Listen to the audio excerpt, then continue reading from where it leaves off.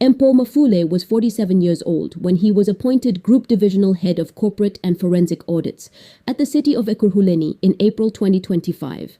He brought 14 years of experience from the Auditor General's office and had also worked at Ernst & Young. His mandate was to investigate a massive electricity billing scandal that had cost the municipality over 2 billion rand. The scandal involved over 1,660 electricity accounts belonging to both households and businesses. These accounts had been systematically tampered with, some paying drastically reduced rates for electricity, while others were completely wiped from the system. The municipality recorded a 2 billion rand shortfall in the first quarter of the 2024-2025 financial year due to this billing system failure.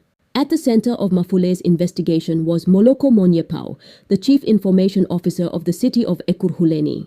Mpho headed the ICT department responsible for overseeing the billing system where the tampering occurred.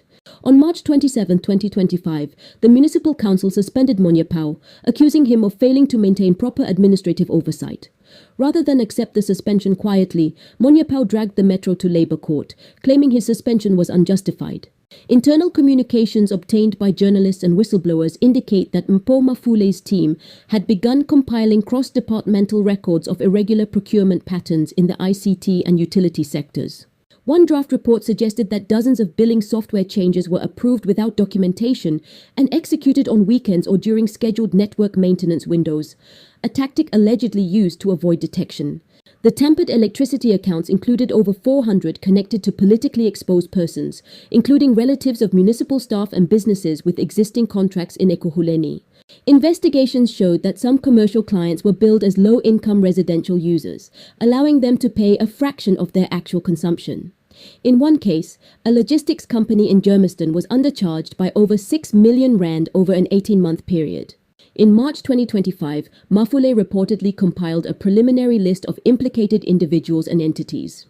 That list, confirmed by 2 independent municipal insiders, was set to be submitted to the Auditor General in July 2025. His murder occurred just 2 weeks before that deadline. Mpho's court affidavit, according to leaked summaries, stated that changes to the billing system were approved by oversight committees and executed under authority granted in council meetings. The City of Ekurhuleni successfully filed an interdict sealing the affidavit and attached exhibits from public view, citing national security and integrity of internal investigations. Former ICT staffers claimed they had been threatened in 2024 after they raised concerns about repeated billing errors and override logs showing unauthorized access. One staffer reportedly fled Gauteng after their car was shot at in Tembisa. On June 30, 2025, at 5:55 p.m., Mpho Mafole was found shot multiple times in his vehicle along the R23 near Kempton Park. He was returning home from a meeting in Alberton when his car was ambushed. The vehicle was left riddled with bullets in what investigators determined was a targeted assassination, not a robbery. The timing was significant as Mafole was deep into his investigation of the electricity billing scandal, reportedly close to exposing key suspects within the corruption ring. Mayor Nkosindipile publicly stated that the city believed Mafole's murder was directly tied to his investigation into the 2 billion rand revenue shortfall. Goodwill Tabani Nchalinchali, 40 years old, was arrested in connection with Mafole's murder. The most shocking aspect was that Nchalinchali was already out on bail for another murder charge. On the 2nd of September 2023, DJ Bongani Bongzi was gunned down in the early hours outside the Innocent Pub and Grill on Wolf Street, Kempton Park. Goodwill was charged with this murder but was granted bail of only 5,000 rand at the Kempton Park Magistrates Court, an extraordinarily low amount for a murder charge. State Prosecutor Lynette Lambden noted that having a pending murder case made the Mafole case a second one for Goodwill. The NPA spokesperson Pindi Mijonondwane confirmed the state would oppose bail in the Mafole case due to the outstanding murder charge. Goodwill's bail hearing for the Mafole murder was postponed to August 15, 2025, with prosecutors arguing he represented a high flight and violence risk. Police confirmed they are also searching for a second man believed to have been involved in Mafole's murder. The second suspect has since been identified as Hlanganani Agrippa Mnkwango. A warrant of arrest has been issued for Hlanganani by the court, and the team is actively pursuing him. People following DJ Bongani's case, especially those in the local music and entertainment scenes, say his killing was an allegedly hired hit, not a spontaneous act of violence. They reportedly claimed that the two assailants who shot him were professional contractors, brought in to carry out the execution. According to social media discussions and commentary from acquaintances in the industry, the question repeatedly asked is, hired by whom? Observers speculate that whoever ordered the murder may have had connections to local crime networks or corrupt contractors tied to municipal tenders, possibly overlapping with those implicated in the electricity billing scandal. While no concrete evidence connects Bongzi's murder to municipal corruption cases or tender scandals, or to the same alleged mastermind behind DJ Somebody's assassination, followers of the case refuse to dismiss the theory that the hit was ordered by someone with access, power, or grievance, someone intent on silencing the victim. This speculation is bolstered by a well-known pattern in other high-profile South African killings. For instance, the murder of soccer star Senzo Meyiwa was officially deemed a contractual assassination by investigators, involving trained hitmen hired for the task. Ekurhuleni's broader context shows a pattern where whistleblowers and auditors have been silenced. In August 2021, Babita Deokaran, a Gauteng Health Department financial accounting officer exposing procurement fraud, was assassinated after revealing corruption of 332 million rand. 6 hitmen were convicted. The alleged mastermind remains at large, for now. Academic and watchdog data shows multiple forensic auditors and corruption investigators have been attacked or killed in South Africa since 2007, including Lawrence Moepi, a forensic auditor and director at a prestigious firm, was also gunned down in what was widely believed to be a targeted hit. He had been investigating sensitive corruption cases, including major public sector tenders and internal irregularities, when he was shot in the parking lot of his Houghton offices. No valuables were taken. The murder remains unsolved. Like Mafole, Moepi had made enemies within state-linked financial networks, and like Mafole, his death was dismissed in some corners as personal, while colleagues insisted it was professional. The pattern is chilling. Whistleblowers and forensic auditors who uncover multi-million rand fraud silence before they can testify. The cracks in the justice system run deeper than the streets where these assassinations take place.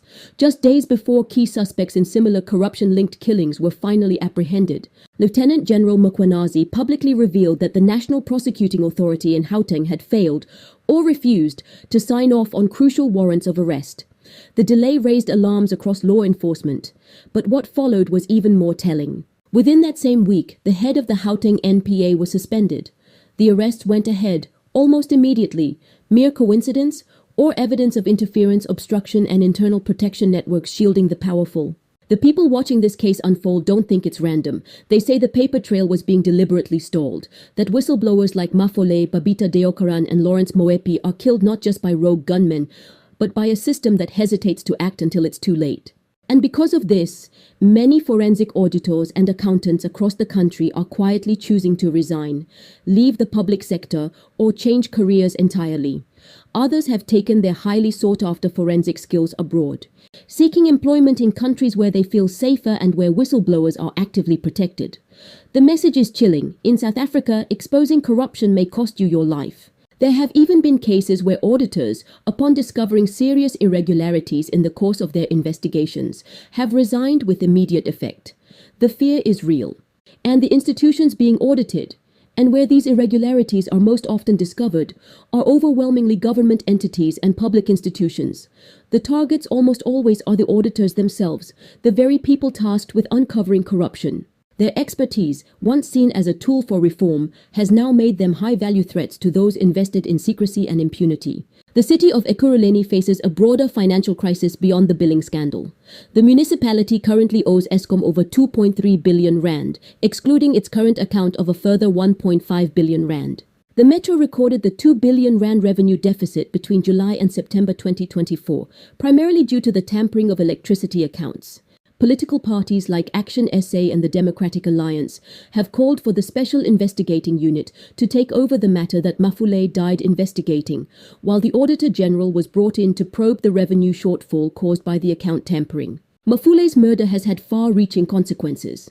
The investigation he was conducting remains incomplete, with key questions unanswered about the extent of the corruption ring and who else might be involved beyond Mpho. Other audit staff have had to review security protocols following Mafule's death. Moloko Mpho's labor court case against the City of Ekurhuleni remains pending, meaning the suspended CIO continues to fight his dismissal while the corruption investigation stalls. The South African Federation of Trade Unions has expressed outrage over the murder, viewing it as an attack on all those who seek to expose corruption in public institutions. Critical questions remain unanswered. Which magistrate granted the 5,000 rand bail to a murder suspect, and why? Are there other officials involved in the electricity billing scandal beyond Monyapau? Was DJ Bongzi's murder connected to municipal corruption?